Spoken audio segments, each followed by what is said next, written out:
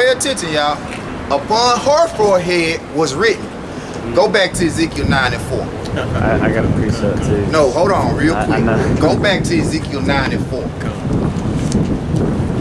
That's the mark right there. Yep. Abomination. You see what I'm saying? What it say was written on? What it was written on her head? It says Mystery Babylon the Great. And upon her forehead was a name written. 74. Was a name written. Mystery Babylon the Great. All right. Go ahead, finish. The mother of harlots and abominations of the Mother earth. of harlots and abominations of the earth. Now when you go to Ezekiel 9 and 4, it's something written on the foreheads.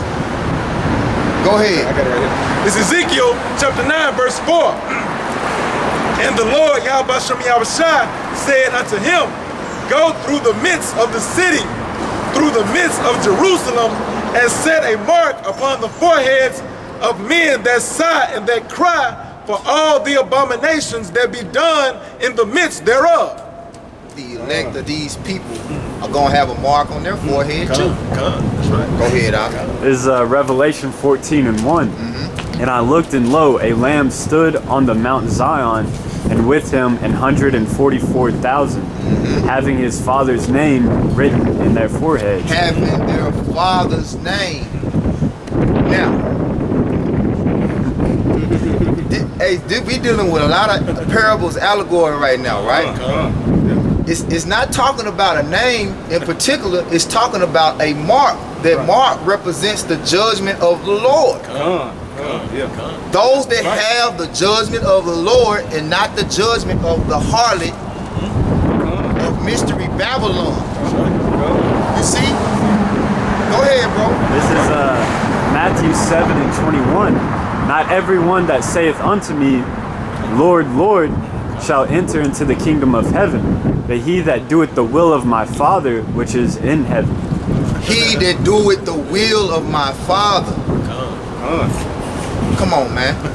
Can I continue on? You go ahead, bro. It says, many will say to me in that day, Lord, Lord, have we not prophesied in thy name? And in thy name have cast out devils? And in thy name done many works, wonderful works? Then will I profess unto them, I never knew thee. Depart from me, ye that work iniquity. You can expound on it, out.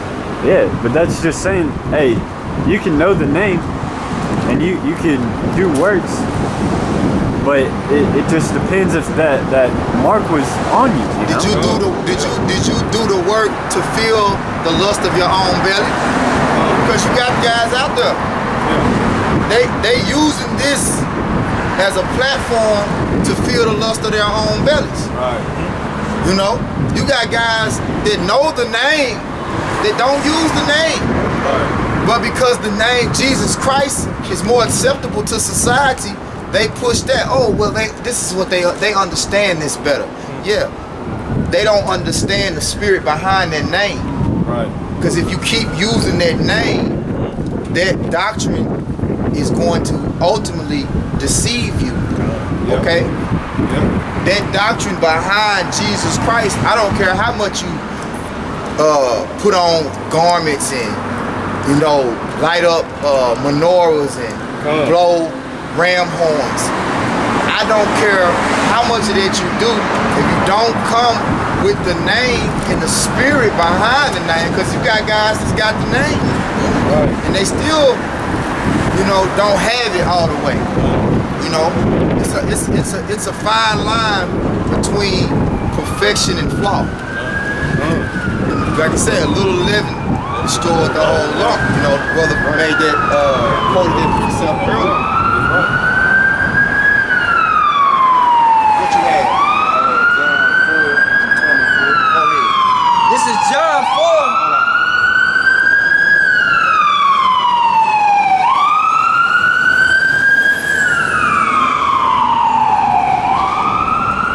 Fire truck still coming through faithful. How the hell is there a fire when everybody's in their fucking house? No. It's always something. Always something.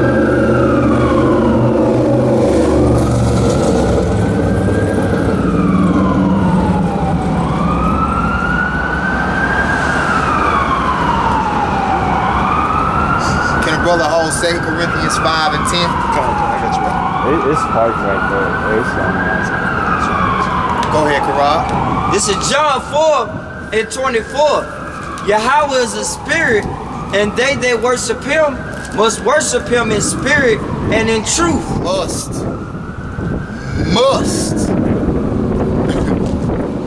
You know? Go ahead, bro. Go ahead. 2 Corinthians. Yeah, 2 Corinthians 5. This 2 Corinthians chapter 5, verse 10. For we must all appear before the judgment seat of Hamashiach, that everyone may receive the things done in his body according to that he hath done, whether it be good or bad. So everybody got to answer to the Most High, man. We not perfect. We gonna have to answer for the things that we've done. We gonna have to be judged for the things that we've done. That's right. But you know what? We want to make sure that we got more answers right than the answers wrong. That's right. That's right. That's Because right. he coming with them. He coming with that. He coming with that answer key. Yeah. You know how at school they had the answer key where you just marked Right. A, B, C, D, or however many, and then they answer key. They just set it right on top of of yours, and they can grade it just like that. That's right. You gonna make sure yours better be lining up with his. That's up. Right. Yeah. Or you gonna have a lot of red marks on your ass. Go ahead though, bro. That's like the brother Yakanan did a video a while back, maybe about a year or so ago. He's like, 2/3 got a bad report card. You know, but a bad report card gonna get you slayed. Gonna get you Isaiah 9 and 5. Gonna get you utterly slayed, man. Go ahead, bro. Verse 11. Knowing therefore the terror of the Lord Yahweh Shem Yahushua, we persuade men. Yeah. But we are made manifest unto the Most High, and I trust also are made manifest in your consciences. We are made known. We are made understood. All right? We understand the Most High, and we hope you understand the judgment and the severity of the judgment of Yahweh Hashem Yahushua. You know what's best for you. You see? Because everybody stands under Yahweh Hashem Yahushua. That's right. Everybody. And either you gonna willingly stand under, or you gonna willingly stand under, or you gonna willingly stand under. You're gonna stand up. I advise you to do it the first time. That's right. The third time, man, when he come with that fire, man. When the Lord come, he coming. You got something? I got a precept. Okay, then we'll jump back to Revelations, and we're gonna finish it out on 19. Come. It's the book of James, chapter 4, verse 8. Draw nigh to the Most High, and he will draw nigh to you. Cleanse your hands, ye sinners, and purify your hearts, ye double-minded. Go ahead, expound on it. You know, say draw nigh to the Most High, and he'll draw nigh to you, man. Submit yourself to the Most High, man. Do what the Most High wants you to do, tell you to do. That's commanding you to do, man. And he'll draw nigh to you, man. He'll come close to you, man, when you get close to him, man. You know, these pastors, man, pork chop pastors, man, steering you wrong, man. Draw nigh to the Most High. You got to do something, man. Say draw nigh to the Most High, and he'll draw nigh to you. You just can't sit back and think that you saved, man. Saved from what? Yeah. You know what I mean? It say draw nigh to the Most High, he'll draw nigh to you. Cleanse your hands. You know what I'm saying? Ye sinners, man. Stop eating pork. You know what I'm saying? Stop committing adultery, man. Stop getting hairline. Stop celebrating these holidays, man. You know, that's how you draw nigh to the Most High. You know what I'm saying? Come out of Babylon, man. This is not our rest. Say, Come out of her, my people. That's Brother right. can get that. Come. That's on my spirit. Come out of her, my people. You gotta draw. You know? Finish it. And it say, purify your hearts, ye double-minded, man. You know what I'm saying? Get Psalms 119 Karami. Can't be double-minded, man. You either hot or cold, man. No lukewarm, man. Nowhere in the middle, man. You either hot or cold, man. You either for the Most High, you know.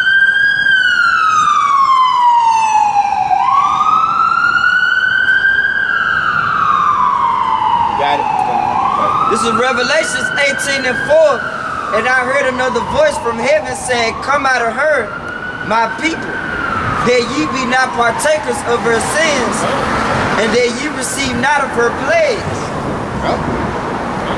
Come out of her, my people. Okay, I got you. Come out of her, my people, that you be not partakers Her sins. of her sins, transgressions of the law. Go ahead. And that ye receive not her plagues. Not her plagues. The other plague is going to be That's right. coronavirus ain't gonna have nothing on the missiles, man. Alright? And coronavirus doing a pretty hefty job wiping motherfuckers out. Excuse my French. No. Go ahead, Yeah. Psalms 119 and 109 is what I want, I believe. But Zahab got something first. This is Micah 2 and 10. It says, "Arise ye and depart, for this is not your rest. Because it is polluted, it shall destroy you, even with a sore destruction." You can just expound on it, bro. Yeah, just a precept from what Karab just read. You know, arise ye and depart, for this is not your rest. You know, you're not gonna find rest here, man. This place was created for our punishment, man, because we went off as a people. All right, Israel transgressed the law. The Most High punished us by, putting us in captivity under Esau. No, 119. And this is the capital of all the abominations, man. So you're not gonna find rest here. Let's see, what else did it say? It said,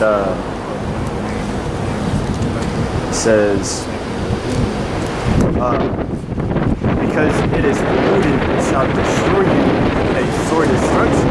So if you try to stay here, you're going to be messed up in the head, messed up in the spirit, and eventually messed up physically. All right, because the Most High is going to send His Son, Yahushua, to judge this place. All right, and He's also going to put it on His Spirit on those nuclear missiles. He's also going to put His Spirit on these beasts that He created.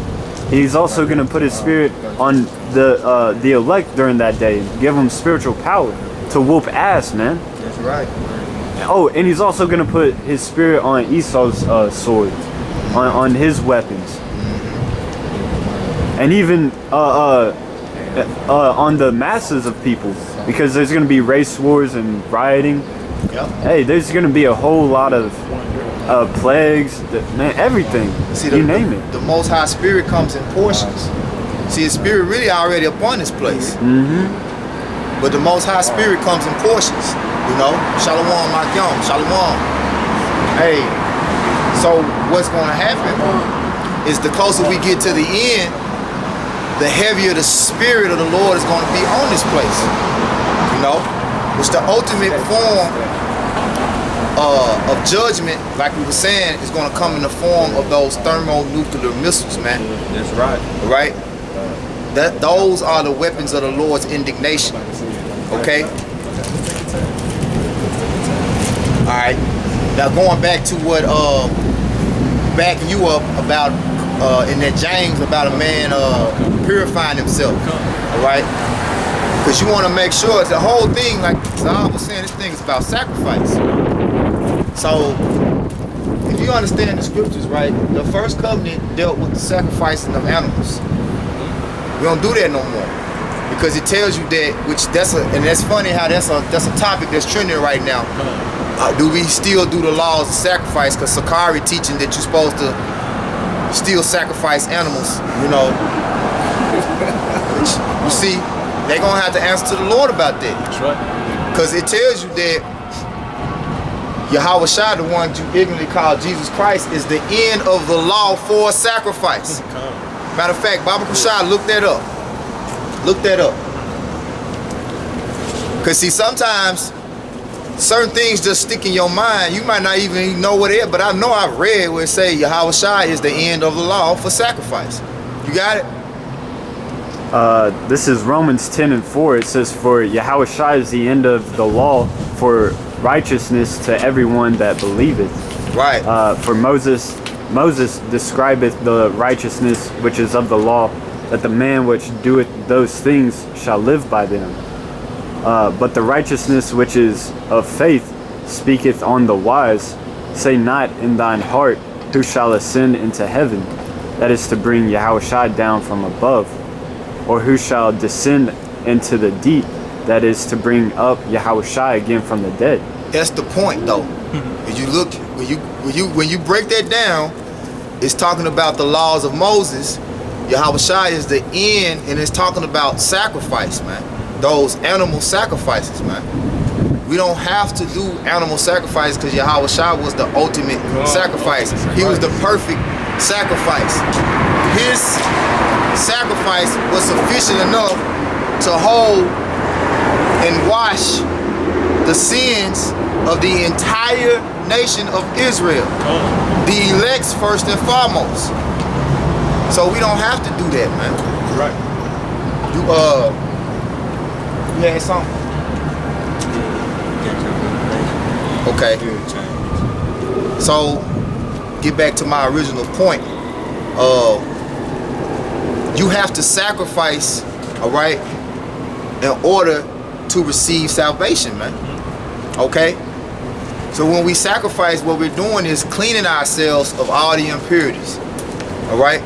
Like I said, when you understand how it works, before you was able to sacrifice anything to the Most High, it had to be perfect without blemish. He didn't take no rinky-dink, you know, just any old whatever you want to give him. When you read in the laws, it was specific what to sacrifice for what sin. You see? So like I see something of a Christian, maybe misconception on it. Maybe thinking James doing away with the whole law. Like, it's not the law of Leviticus and all this stuff. That's why I was elaborating on that. That misconception. That's right, brother. And that's exactly what we're talking about. I'm glad you said that, because what we're talking about is the judgment of the Most High. All right, has to be perfect. But when He comes, He's going to judge you according to how you dealt. First and foremost, is going to begin with us and how you dealt with His judgment, because that's who it was allotted to. All right, and it's also why it tells you in Luke that him that knew his master's will and did not those things shall be beaten with many stripes. That's talking about those that know that they are Yasharala, starting with these Israelite camps, man. You know. But going back, you know, to sacrifice before I get away, let's get Romans 12. I'm right here. Go ahead. Go ahead. Right here. This is the book of Romans, chapter 12, verse 1. It's the Spirit. I beseech you, therefore, brethren, by the mercies of the Most High, that ye present your bodies a living sacrifice, holy, acceptable unto Yahweh, which is your reasonable service. So what's holy and acceptable? You know, following these laws, statutes, and commandments. Okay? There's no absolutely way that you can live holy and acceptable to the Most High without keeping His laws, statutes, and commandments. That's right. You got something? Go ahead, bring it out. This is Ecclesiastes 12 and 13. Better assert a conclusion of the whole matter. Fear Yahweh and keep His commandments, for this is the whole duty of man. Yep. Fear and keeping His commandments. That's the whole duty of man, man.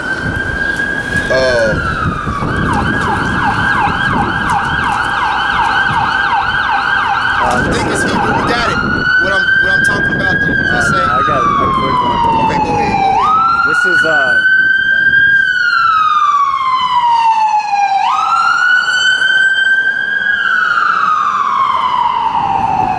deja vu.